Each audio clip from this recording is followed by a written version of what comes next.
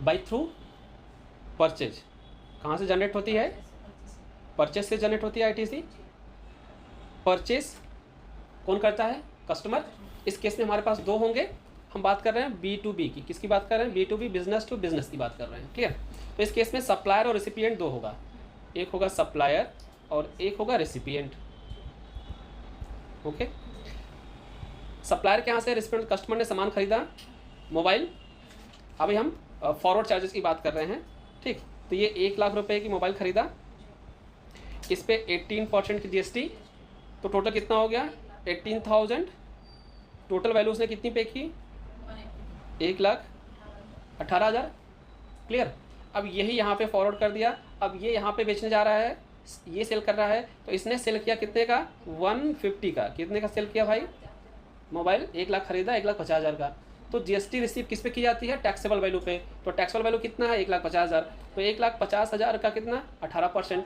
तो कितना निकल के आएगा? 27,000। टोटल वैल्यू कितनी हो गई? 177,000। क्लियर? अब बताइए, अब आता है जीएसटी पेबल लायबिलिटी।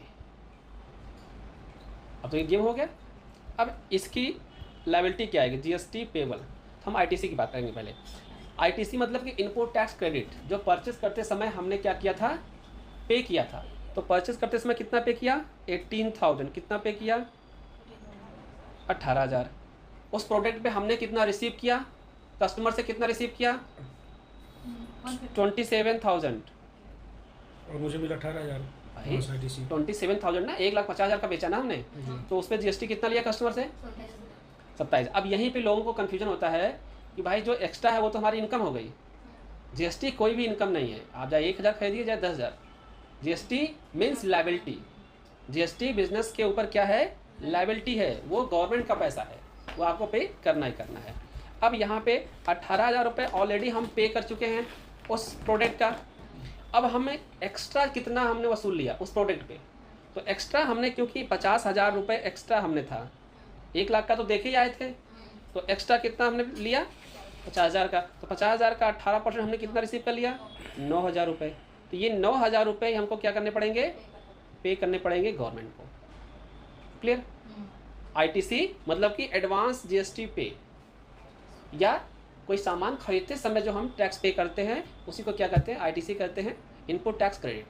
अब जब रिटर्न फाइलिंग होगा, दोनों की तरफ से रिटर्न फाइलिंग होगा, तो जहाँ से ये सामान खरीदे हैं, ठीक, वो अपना क्या फाइल करेगा? GSTR 1A। तो 1A में वो किस कॉलम में फाइल करेगा? B2B में फाइल करेगा। B2B में जब फाइल करेगा तो इनके जीएसटी नंबर पे फाइल करेगा। जैसे जीएसटी नंबर पे फाइल करेगा और रिफ्लेक्ट कहाँ करेगा? सप्लाई रेसिपिएंट के कस्टमर के 2A में। कहाँ रिफ्लेक्ट करेगा? 2A में। अगर ये रिटर्न 11 तारीख से पहले फाइल हो रहा है तो ही कहाँ रिफ्लेक्ट होगा? 2B में। और 2B में रिफ्लेक्ट होगा तभी हम क्या कर पाएंगे? इनपुट ले पाएंगे, आईटीसी ले पाएंगे करंट मंथ में। ये तो फॉरवर्ड हो जाएगा, नहीं तो नेक्स्ट ऑफ मंथ, अगले मंथ में वो आप ले पाएंगे। क्लियर? और आईटीसी हमारी लायबिलिटी से क्या होता है? एडजस्ट होता है। मतलब कि एक बार समझिए कि आप किसी दुकान से उधार ले रहे हो, सर